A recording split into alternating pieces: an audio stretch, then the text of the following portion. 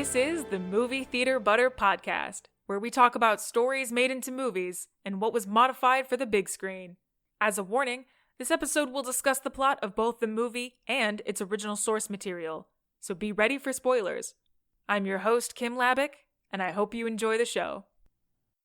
Hello everyone, it is me, your friendly neighborhood Who, Cindy Lou Who.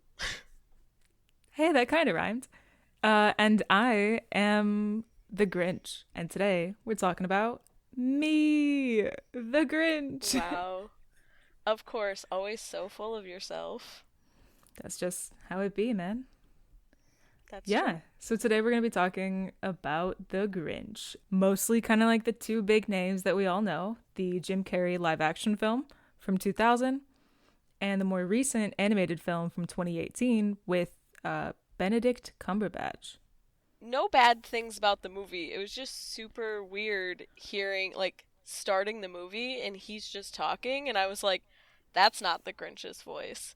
So it took me a minute to get used to it because he does sound so different. Obviously, I'm so used to the Jim Carrey voice, but I was like, okay, this is fine. After a few minutes, I just got used to it. I was like, Yeah, I think that's kind of how the whole film really unravels, is because our generation is so used to Jim Carrey being the Grinch. And, for sure. even when we knew that the animated movie was coming out, we were all like, what? Why? The Jim Carrey one is so Right. special to all of us. Why were we doing a new one? But yeah, it's just all about, Exactly. bringing the new generation of kids into not being such a Grinch. Yeah, for sure. That's big thing in this entire movie, I feel like, is it's modernized and made for the next generation of kids Mm-hmm. because they might not be able to relate to the 2000 version as much as we could because we watched it growing up. I mean, they can obviously still watch it. It's a lot different knowing, okay, I was born before this movie came out, or being like, this movie came out 15 years before I was born. Sometimes that makes it an automatic disconnect from relating to the movie, I feel like. Right. So we want it to be relatable to the kids, the new kids these days, Mm-hmm. those fucking youngsters. But we also, any production company just wants to make more money. So really, that's at the heart of this. Oh, for sure. Yeah, that's obviously always the case whenever they reboot a movie or make an animated version, make a live action version. They just want more money off of a story that people know and love. But I felt like it was so clear in this movie, how much they wanted it to seem so modern. They made it as modern as they could. So he had a lot of tech kind of stuff. Even when he's going around and stealing Christmas, all of the things he's using is so tech savvy, and they were all so cool, and I'm like, this is Mm-hmm. he's not even doing anything. It's just all of the tools doing Yeah. everything for him. But also when they sang "You're a Mean One, Mr. Grinch," the new version of the song for the 2018 movie was very different than the original song. The words were the same, I believe, all of them. Maybe they changed a little bit, but definitely the style of how it was sung was super different. Yeah, it's and I feel bad. I didn't really like the new version of that song. I don't know. It was a little jazzy, and Yeah. it would have been cool on its own if it was something Mhm. separate, but in the context of this film I was like, I get that. I kind of would have liked if they kept the original version because it would have kind of gave more of a link back to it instead of this movie's different when it's not. You're telling the same story. Whether you change some things, they didn't change enough for it to be a completely different movie, obviously. I did like the song. I don't know, man. This is maybe the Grinch in me, but I feel like this movie was a lot different than the live action, kind of. But I mean, I guess you're right in the fact that it is the same overall concept. Yeah. Yeah, obviously they did change lots of things, but Grinch hates Christmas. He steals it from all of these Who's and then he gives it back. It's the same in that concept of it, but honestly, I didn't like the new movie as much, but I think that's just because I grew up on the 2000 version, and I've known that one for so much longer, and I feel like the 2000 version is a lot more relatable to us now. Like, maybe not so much as when I was a kid, but we just watched it the other night and we were all just dying because I just relate to the Grinch so much. Like, he's just such a cool character and he's so funny, but like, the animated one, I just didn't feel the same about the Grinch. Like, I still liked his character. He still, like, he wasn't necessarily mean, I would say. He didn't seem very mean. He wasn't nasty. The Jim Carrey Grinch is kind of nasty. Before I get into like a 5-paragraph essay of like supporting your argument here of why I feel like the live action Grinch did a better job of the story overall. Yeah, but like real quick before we hit that, do you have a favorite quote? So, my favorite quote is actually in the original Dr. Seuss book. Ooh. And it's used in the 2000 movie. I, however, did not hear it in the new Grinch movie. I don't know, because it was at the end of the book, it was at the end of the 2000 movie, so I just feel like it would have been like a really good like connector of the three to use it at the end. But my favorite quote is when he's standing on the hill and he like realizes after the Who's are singing like it's not about the presents. He says, maybe Christmas doesn't come from a store, maybe Christmas means a little bit more. Which I just really love because I am a person who really loves Christmas, but could care less about the gifts. I love giving people gifts, but literally I wouldn't care if I didn't get anything. And I'm not just saying that. Like I would be like, okay, cool. Like you showed up here, we got to hang out, we had fun. Like that's all I care about. All right, I'm gonna throw away your Christmas present then. That's fine. I'll still send you yours though. Oh, because of course. That was very typical Grinch fashion of you to say that. You're gonna throw away my Christmas present. Yeah, but I just really like that line, and I think it's very accurate. Like, especially as you get older, you start to realize how much Christmas isn't about the presents, and it's just about like the time that you get to spend, and like just the feeling throughout the entire season. To me, like, kind of amplifies. You know, I don't really care what the gift is. All I want to do is just hang out. Damn, that's nice, man. And I like how, again, in more of like a Cindy Lou fashion, your quote is like the more positive one. And then And then my favorite quote was from the Jim Carrey live action. He's talking to Max, and Max is like, you know, his dog, and he's got like the red nose on and the antler.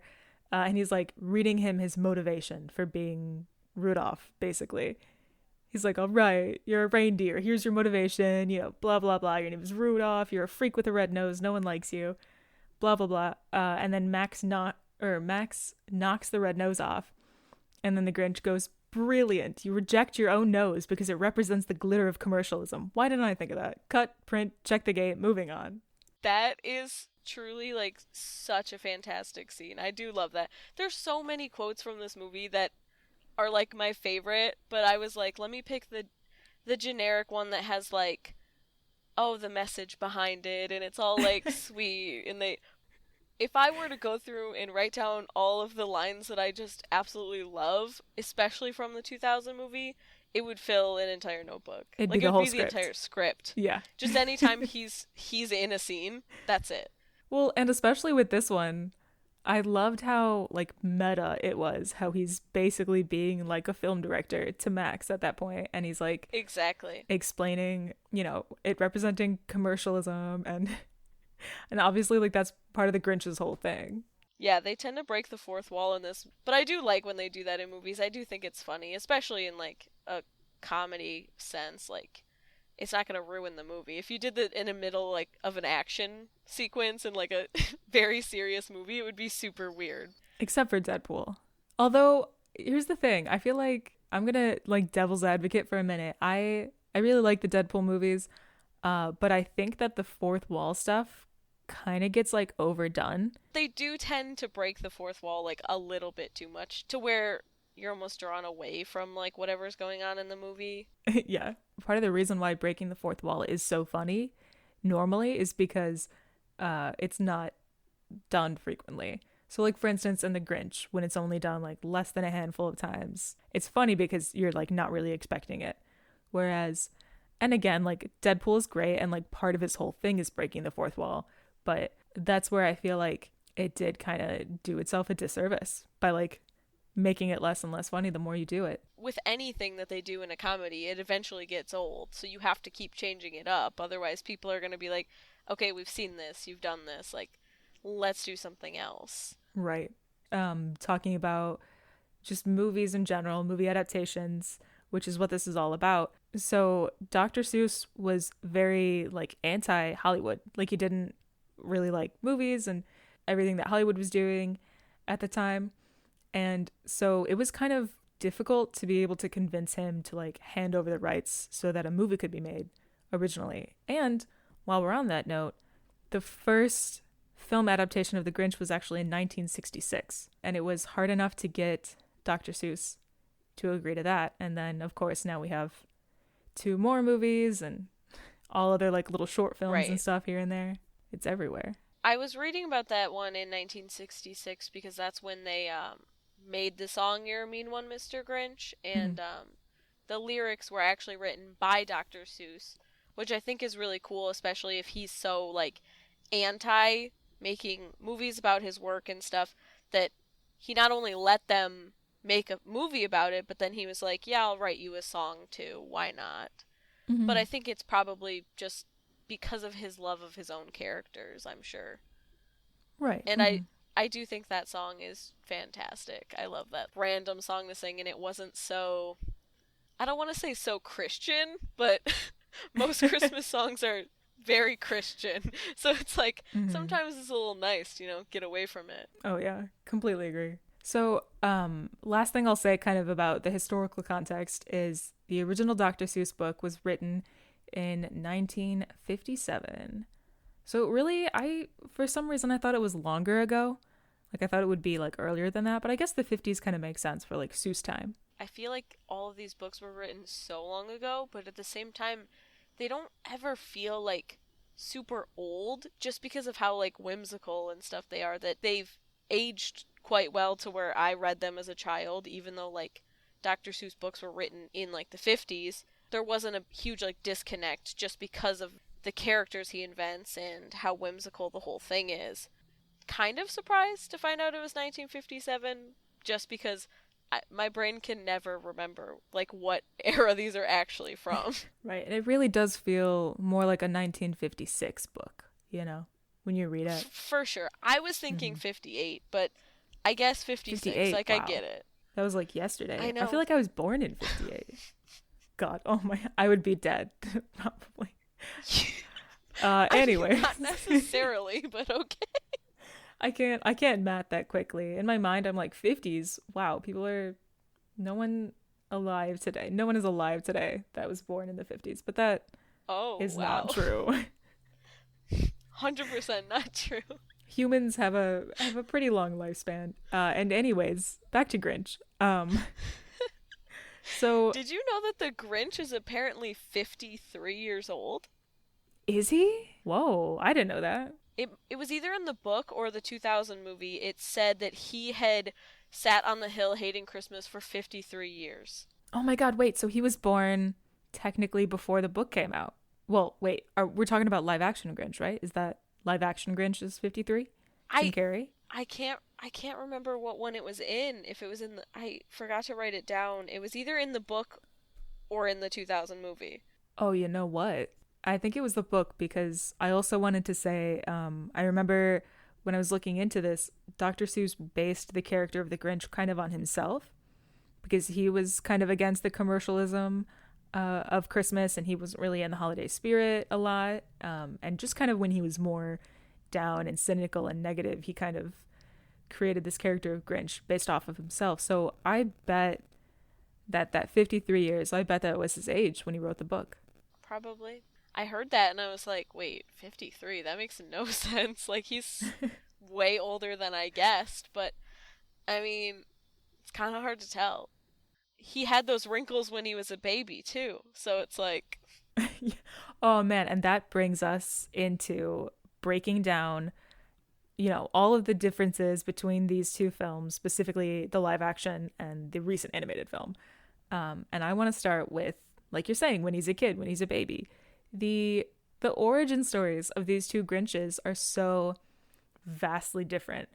For one, like the animated film, he doesn't really have a background. His only background is like one quick clip where they mention like he was a sad, lonely orphan. Moving on. Right.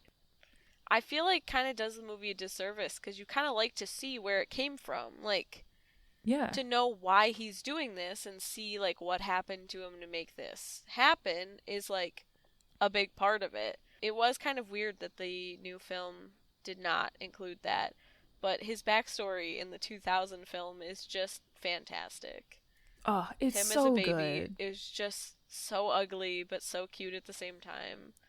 And like he's just eating ceramic plates and He has like a crush on, the cute girl in class. she has a crush on him too. Oh my God, dude, I love so many things that I love about this movie. But yeah, that's one of the best parts is like his crush on Martha May. And then like towards the end when he's like wrecking shit and when he like calls out the Who's and everything, Martha May is like so hot for Grinch. She's like, oh, his I know. muscles.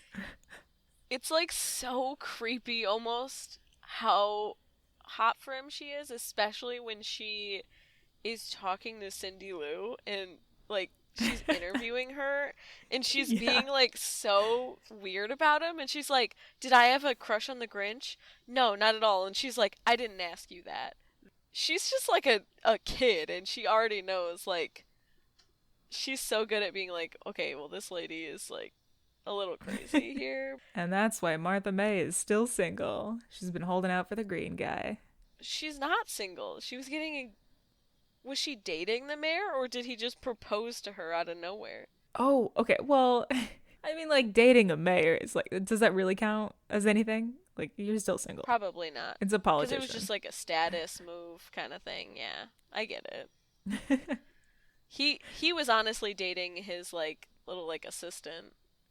Oh, Or probably. his assistant at least had a crush on him because he was like, Yeah, can we get like a spin-off film of all of the relationship drama between like the Who's and the political Who's? I would love that. I'd be into it. of course you would. I don't know if personally that's a film I would watch, but I would try my best, you know. Actually, I don't know if I should be revealing this on the public podcast because who knows about potential trademarks and copyrights and film rights. So in the 2000 film live action, it starts off with like this switched stork backstory of the Grinch. There's like these two baskets flying through the air, and the narrator is like, "This is how the Grinch came to Whoville." The baskets carrying kids like bump and switch. So the Grinch goes to Whoville, and the human kid goes who knows where. And my dad, for the longest time, has told me, he's like, "Dude, you need to write the film about what happened to that human kid." And like, Oh my that gosh. the side story of You like do. the human kid ends up in like Grinch world kind of thing. And I'm like, you know what? That'd be fun. Yes. So Put anybody me down listening as to an this, investor for this film. that's my idea. Yeah. Yeah, nobody can take this. Because we will show them the timestamp on this podcast. We're TMing it right now. As we speak. I'm just gonna. Yes. There we go. Do you hear me typing? I'm definitely Just casually getting a applies copyright. for a trademark on the podcast. So another thing that is different about these two films, these two adaptations, is the rhyming. And in the live action film with Jim Carrey, there's a lot of rhyming. Like the narrator has rhyming. The Grinch even has lines of actual rhyming in the film. And in the animated film, there's like next to nothing, really.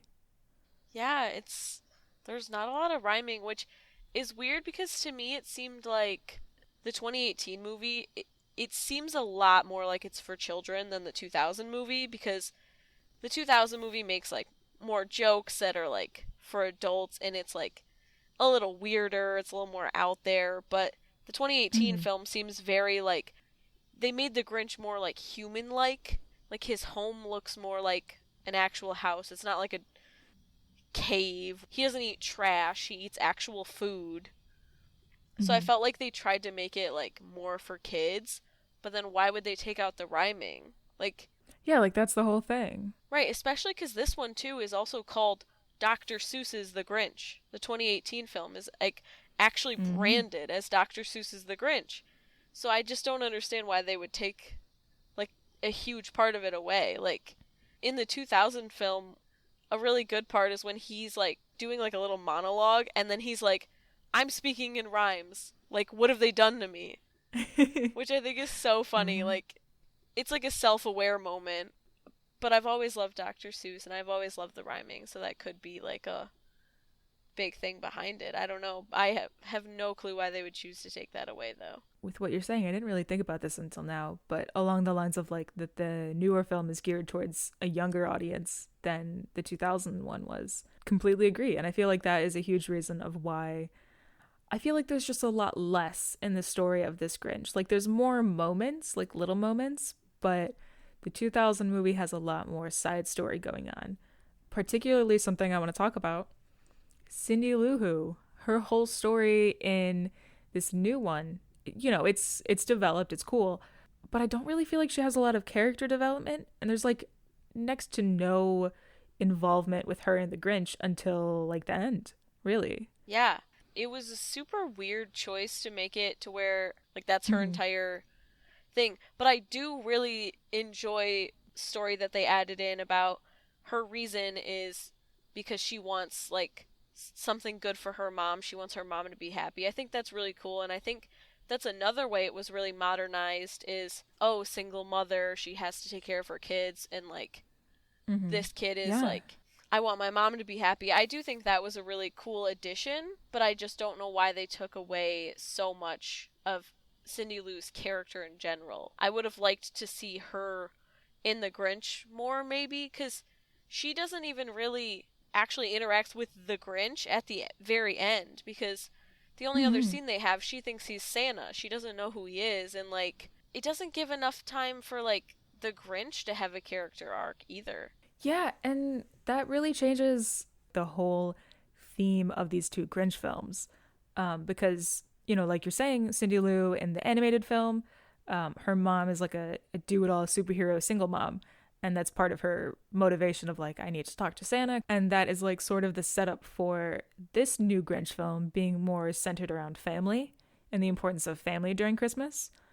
Whereas Cindy Lou's story in the live action film, which again is a lot more tied to Grinch and like believing in the goodness of the Grinch, believing that he deserves happiness, believing that we can like drag him out of this cave literally and like give him some joy in Christmas, that kind of ties into like the greater theme of that Grinch movie, which I think more about believing in people, like believing. I think you could say it in one word, believing. And obviously there's also still an emphasis on family because you also have that whole side story of the Grinch's backstory, and like he has two moms and everything, basically, right? Like they never really I say it mean, outright yeah, as a thing, yeah, but like yeah. I don't know if they're like a thing. They probably are, honestly, because Even like there's this little C or D plot going on with the neighbors, and they're like the best lights in town, but it's like this passive aggressive kind of like unspoken competition thing. um and even that feeds into like talking about how at the end of the day it's like not about the commercialism of Christmas, it's not about the decorations, it's about family. So again, in this live action film you get, I think, a lot more to what the meaning of Christmas is, whereas again in the animated film it really just centers around more like family. yeah, I think the animated film it lost a lot of the Grinch for me. Mm-hmm. There's just they kind of lose his character, his like storyline. Like, yeah, he goes through and he steals Christmas, but I don't feel like he gets like you get the full effect of the Grinch as you would in the 2000 movie. I almost would have liked to see this movie with Cindy Lou's storyline with her mom and like trapping Santa to try and like get her mom a good Christmas, make her happy. I would have liked to see that as just a completely different movie. I think that would have been a nice, cute Christmas Mm-hmm. movie. I just don't feel like that story fit with the Grinch because it felt like when they were focused on that story, he was just very ignored. Like it had nothing to do with him. And Yeah. it's not like he brought a resolution to that story either. Her mom just said, "Oh, I have the best gift. It's you." Which I felt like was super rude because she just said it was her and not her twin brothers. But like I also get because she was like they're babies and they're annoying. But I just felt like there was such like a huge disconnect between Cindy Lou and the Grinch, and that's like the main part of the 2000 movie is she's like, "Hey, why are you doing this? You should be included. You deserve to have a good Christmas." Instead, in this movie, she's like, "Oh, my mom deserves a good Christmas, Santa. Can you give that to her?" And then she's like, "Oh, you were the Grinch? It's okay, we forgive you. Come to dinner." And then the movie's over, and you're like, "What?" There Yeah. was no like relationship between them. And bouncing off that, because again, we have this podcast not to say that one movie is better than the other, but obviously, I think we both agree that the live action film had more to it and in some ways was a better representation of how we all view the Grinch. But yeah, I think specifically in this time that we're in, I think the messaging of the 2000 movie is more important for our society today than the messaging of the 2018 movie because again you have kind of like the classic Grinch messaging of like the importance of family and being with people and holiday cheer and that it's not about the commercialism.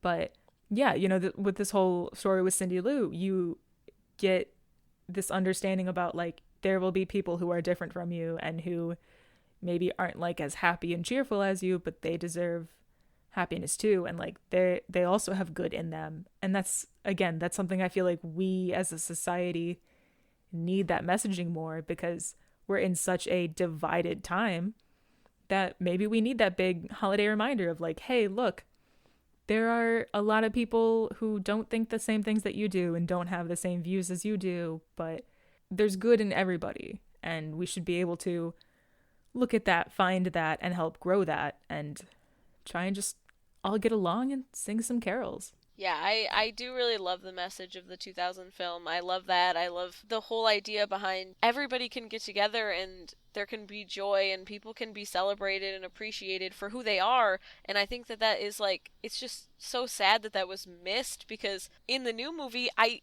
almost didn't feel like there was a message as much. They tried to make it the same message, like, yeah, we didn't need the gifts for Christmas, whatever. But the weird part about the 2018 movie to me too that I noticed is people in the town know him. Like he comes down to the town. Like that one guy Yeah. thinks that the Grinch is his best friend. Bricklebomb. Mm-hmm. Yeah, it ruins the entire image of the Grinch altogether. In the 2000 film, they say the last time they saw him was when he climbed up into the mountain. Mm-hmm.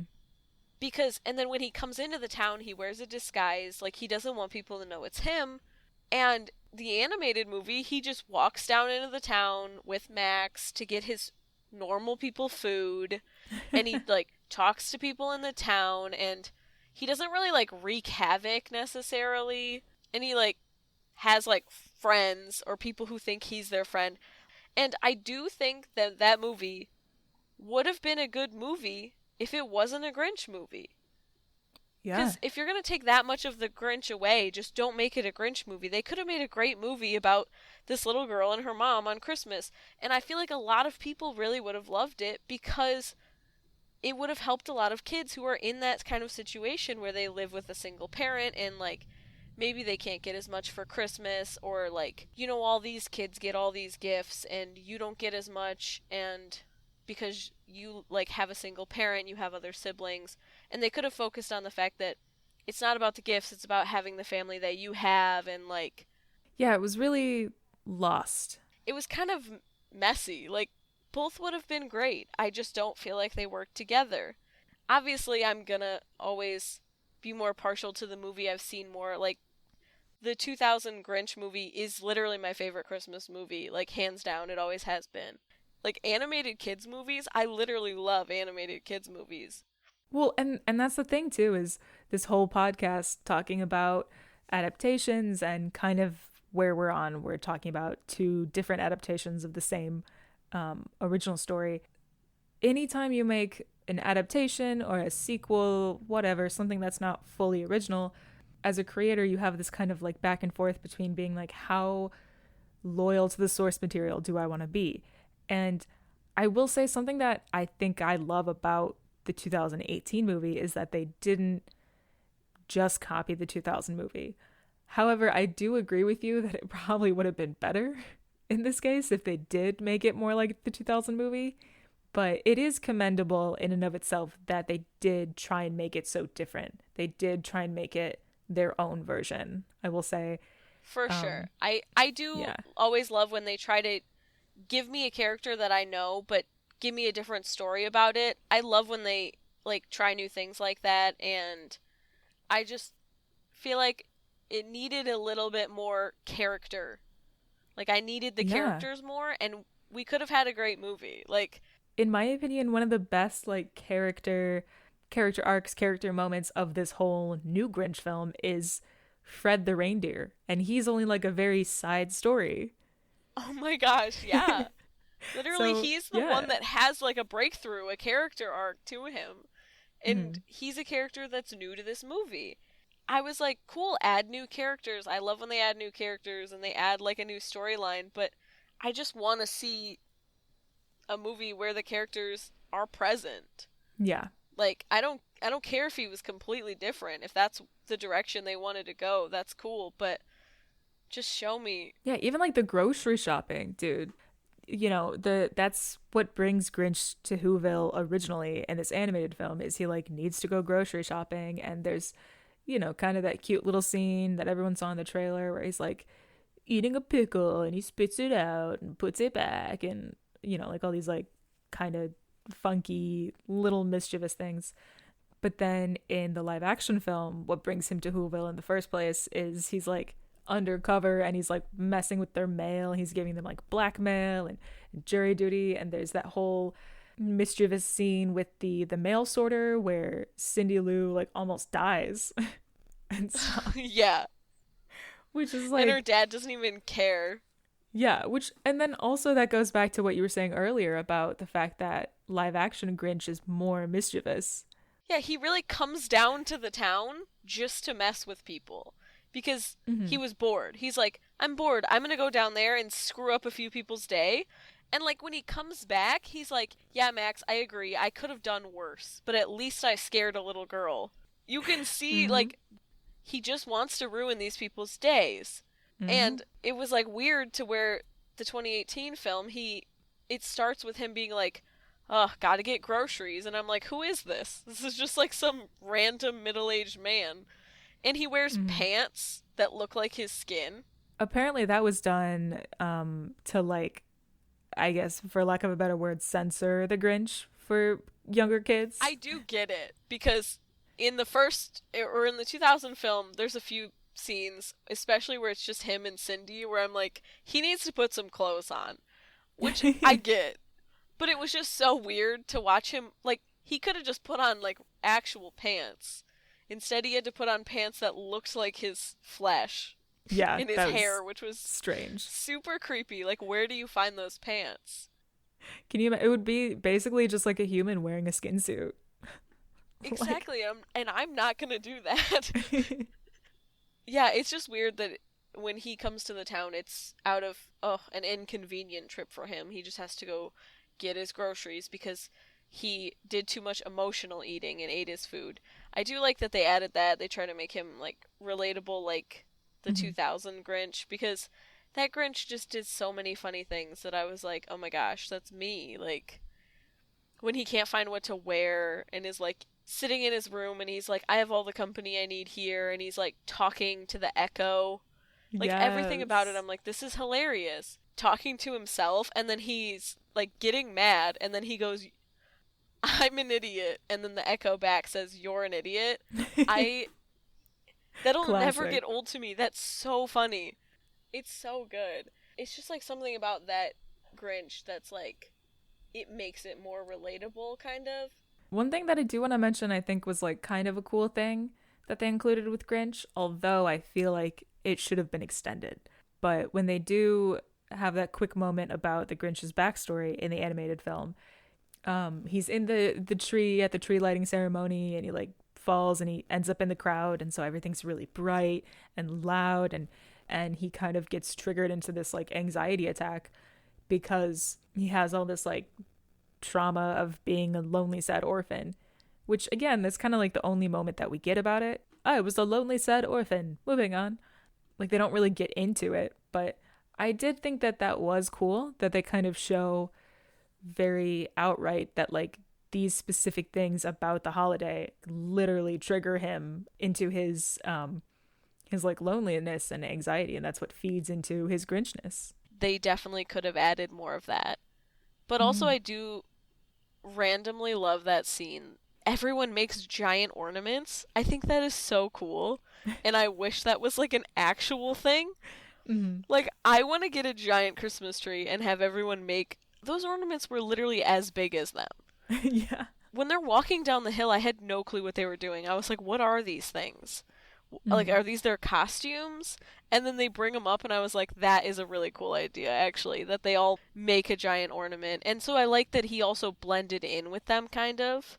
Yeah. Because everything on the tree was so big, so, like, nobody really saw him in there. It was just kind of like he was by himself in the crowd, reacting to it. So that was a really cool scene. I did like that a lot. I honestly forgot about it. Yeah, and there's not too much payoff with it. It kind of just gets back into the classic Grinch story. It doesn't really expand on it, whereas it did in the live action in a different way. Yeah, and I liked that they could show kind of both, because not everyone reacts to things the same way. Like, if anyone has some sort of trauma in their life, they might not react to it the same way that someone else would, and so it's cool to show two sides of the same coin. Like, both of these characters, they're both the Grinch, they both hate Christmas, and it's both...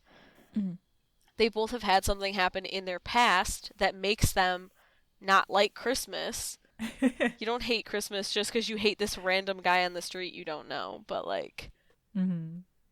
So I only have one trivia question for you. Okay, good, because I didn't study. Good. For you, Cindy Lou Who, what color was the Grinch in Dr. Seuss's original children's book? I believe that the Grinch was... He was actually just white, wasn't he? He wasn't filled in. I believe he was just an outline. So he was the color of the page, which would be white. Or He like was, a cream. Yeah, like black and white. White and, black just from like the detailing Outlines? of the outlines. Yes, exactly.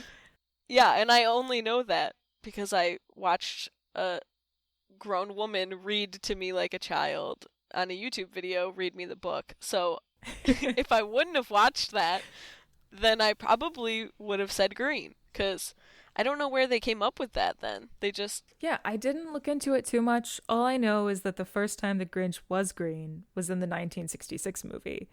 And then that kind of carried it over. And Ron Howard, who directed the Jim Carrey live action, kept with it because he wanted his Grinch movie to be more of a close adaptation to the 1966 movie, with, of course, differences. Yeah, so, and of course, since then, Grinch has been green. And there's been, as far as I know, there's been no story explanation, no real explanation of why Grinch is green as opposed to anything else. But it just, it works perfect because it's one of the Christmas colors. Exactly. If he wasn't green, like if they made the 2018 movie and he wasn't green, I would be so uncomfortable. I probably wouldn't be able to watch it because I'd be like, who is this character? Exactly. So, I mean, I get why they stick with it, because the character has to be recognizable at least. Oh, and then a quick side fun fact that I have is back in 2000, again with the live action, Tim Burton was in talks to direct, but couldn't because he had scheduling conflicts with another project. That would have been really cool, actually. Right? It would have been weird, but very cool. Especially, like, is Jim Carrey still in it, or is he doing, like, stop motion? Oh my god. Well, I'm assuming it would have been live action, but... Because if he did stop motion, oh my gosh, that would be so cool. I love that. And it's weird because I'm not actually a huge fan of, like, claymation. It creeps me out.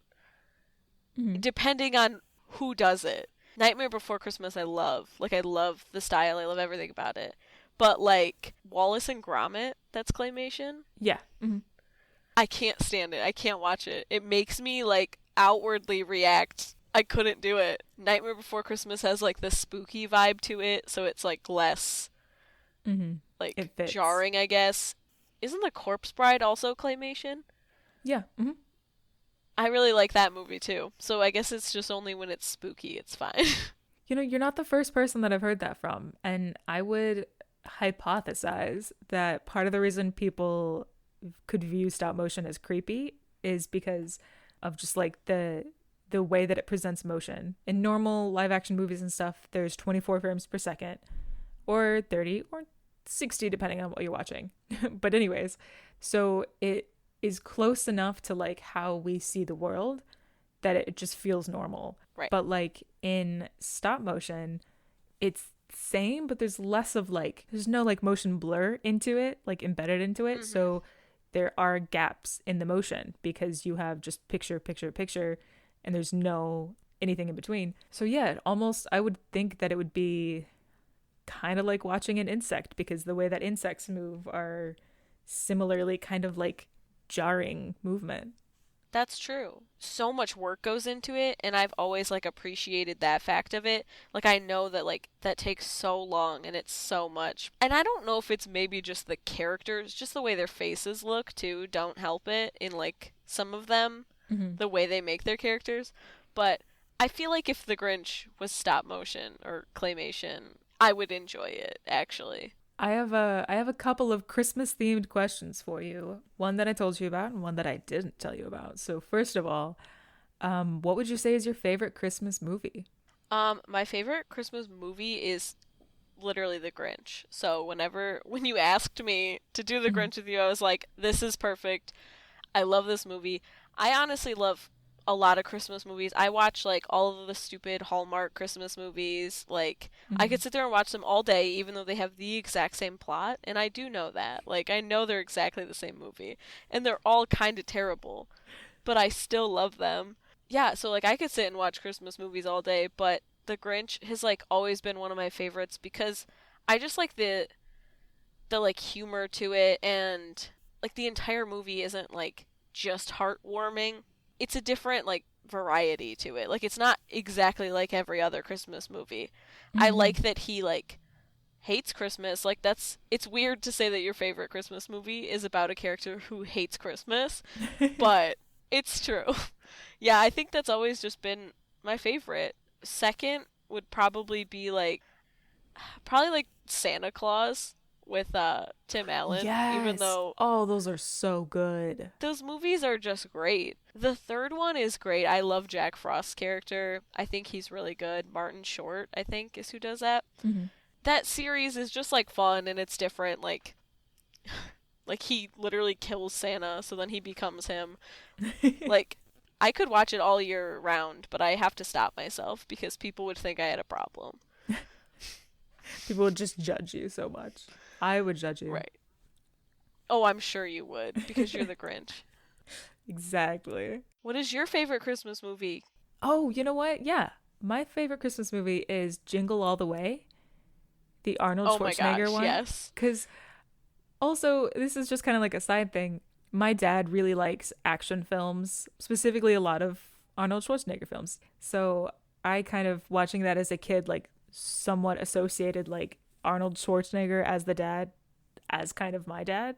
And he's just like, it's like an adorable Arnold Schwarzenegger movie. Like he's not this like big buff guy. I mean, he is still, but he's like just a dad and just like kind of messing up, and he's bumbling through the mall chasing a toy, and then he becomes the toy. He's a superhero dad. It's so cool. I love that It movie. is really cool. I mean, it has the same charm as like The Tooth Fairy, where Dwayne the Rock Johnson, this huge guy, is Yeah. like in this role that makes no sense. But like all of those movies have like this quality to them where you're like, this is so weird.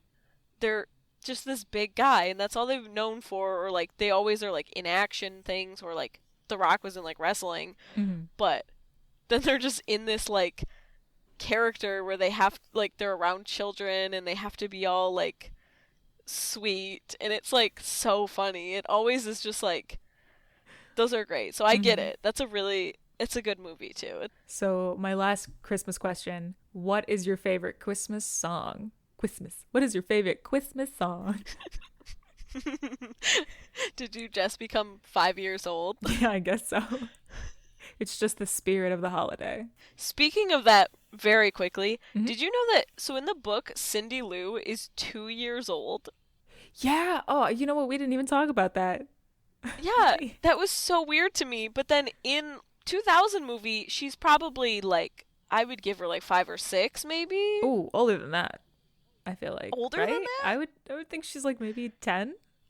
I don't know. I don't know. It's weird to me because of like how cute her face is. But like all of the Who's kind of look like that, where they make like the nose is like pink, the highlight on it, and it's very like cutesy looking. So I don't know. We'll agree she's like 8. Right. Go in the middle. She's definitely older than 2. And in the 2018 film, I have absolutely no clue how old she is. I could not give you a guess.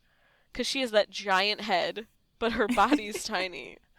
And she has these baby brothers that, like, I don't feel like they're much smaller than her, but she's also, like, out here, like, plotting to, like, trap Santa. So, like, they never address her age. So I'm guessing she's gotta be, like, 10. Fun fact on the concept of young Cindy Lou wanting to kidnap Santa.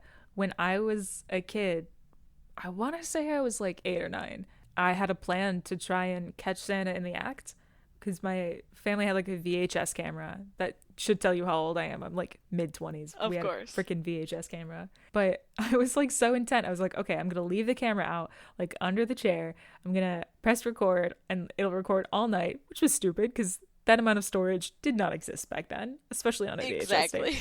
But anyways, yeah, I was going to try and catch Santa on camera and I didn't because I fell asleep, but Right. I tried to do sort of what Cindy Lou tried to do, minus the, human trafficking part. Yeah, but she rigged up like an entire trap with a cookie. Like he goes to grab the cookie. I'm like, this is like a grown man. He can't see that giant string attached to it. Mm-hmm.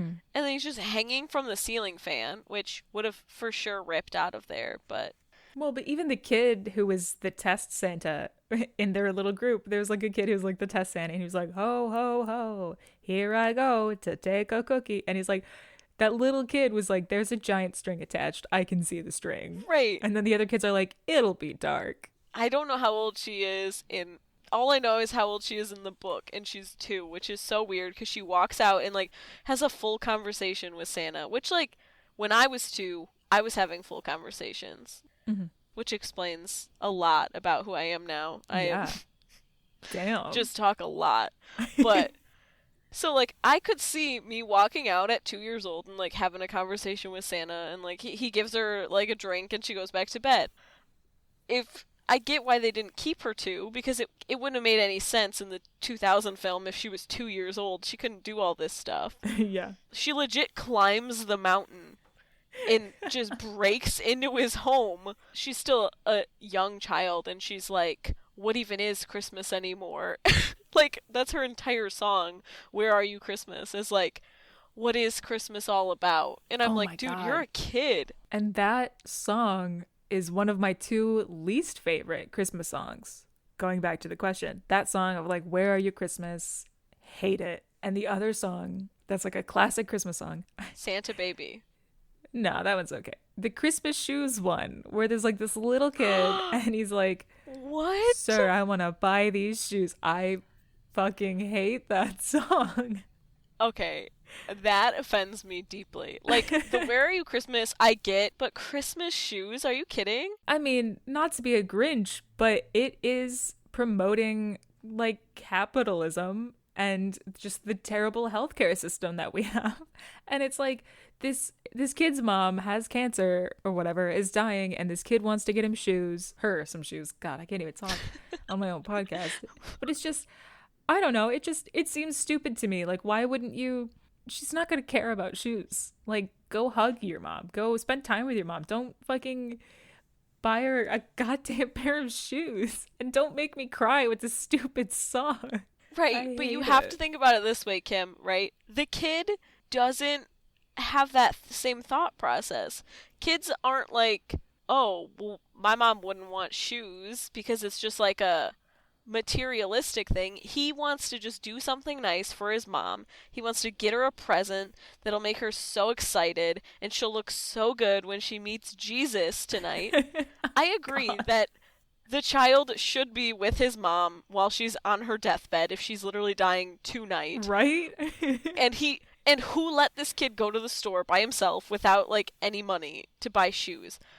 But at the same time, I get the gesture, and the song will still make me cry every time.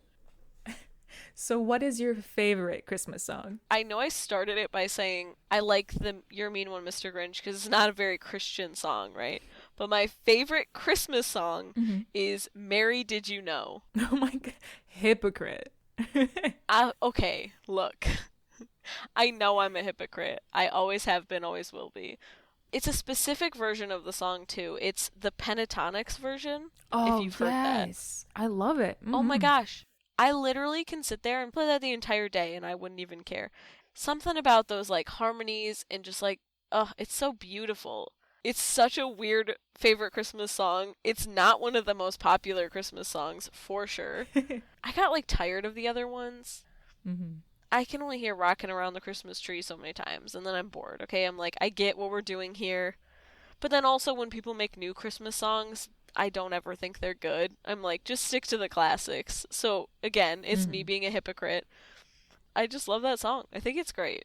Nice. But my least favorite Christmas song is Santa Baby. Literally makes me, like, nauseous. Please do not sing about Santa like he's your sugar daddy, okay? He's not. And, like, I get it. That song is almost, like, the most relevant, probably, now than it ever has been. Ooh, yep. She's just thirsting after Santa. Exactly. But Santa? This man doesn't even have money. He gives away toys for free. Yeah, and he's busy 365 days of the year. Yeah, he's literally always busy. And he has a wife, so... Yeah. Ooh, damn, you make a good point. Very valid point. He's taken. Don't be a homewrecker. Don't do that. Yeah. Don't do that to Mrs. Claus. She sits there and she makes you dinner. I'm sure every day you getting home late from the workshop. Okay? She's making you cookies. She probably goes and feeds them reindeer. I bet she runs the whole damn business. I bet that Santa is just like 100%. The image. He's just the face. Yeah. Yeah. Hands down, Mrs. Claus should be promoted. If anything, thirst after Mrs. Claus. Like... Okay, I'm writing a song right now. It's 2020. It's about goddamn time. Someone wrote a song about Mrs. Claus being a sugar mama. Yeah, I will write it, and then when we do our follow-up podcast after you make your Grinch movie, we'll premiere it. Honestly, like my song can be in your movie if you really want to. Oh, can it be like the title track? I mean, it can, but then what kind of movie are you making? It's a wild one, man. I can't say any spoilers because you're just gonna have to wait. Oh, that's true. Till I write it. Okay, we'll talk about the details after, so I can like cater the song to the movie. I wanted to ask you the Christmas song question because I wanted to tell everyone my favorite Christmas song because I don't think this song gets nearly enough hype. It's the Weird Al Yankovic Christmas at Ground Zero song that is just, oh my gosh, absolute fire. I listened to it 5 times today. It's so good. It just basically tells the tale of a Christmas during nuclear war, and it's like this upbeat, catchy little bop, and it makes me so happy. Only you would have a Weird Al song as your favorite Christmas song. No hate to Weird Al, because back in my day, me and my cousin, we used to make like music videos to the Weird Al songs, so like I cannot say anything about it. I would love to watch these. No, I will not send them to you. I automatically knew. I don't have them, which is a good thing because I don't ever need to watch them. Like, I guess I don't actually know if I've heard that one. Oh, please listen to it because really it's just beautiful.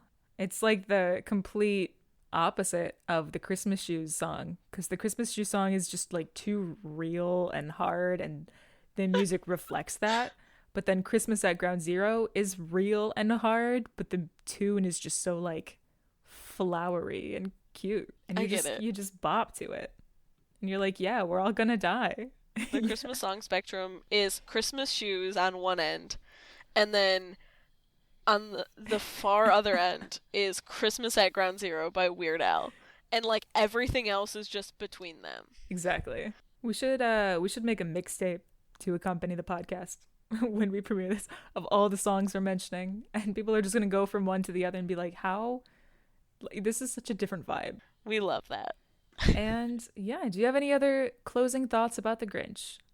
I don't think so. I mean, the Grinch is like such a great character. I think he's like so funny, and I think everybody should go watch the Grinch after this and just enjoy yourself with a nice cup of hot chocolate, which I have had and have been sipping on this entire time, of course. You know, enjoy the time with the people that you love. It's not about the presents, but I will post my Amazon wish list in the Instagram, you know, just in case anyone wants to send me a little something. You're so selfish. I love it. I just have been talking about the Grinch for so long, I'm becoming him.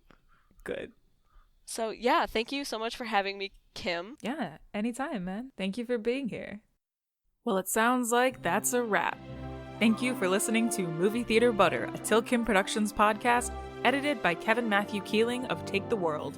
If you have a free moment, we'd really appreciate if you like or follow the podcast from wherever you're listening. It'll really help us grow our audience and be able to continue making episodes for you guys. You can also follow us on Instagram for monthly episode schedules, extra content, and even surprise video episodes. All right, I'm done. See you next episode.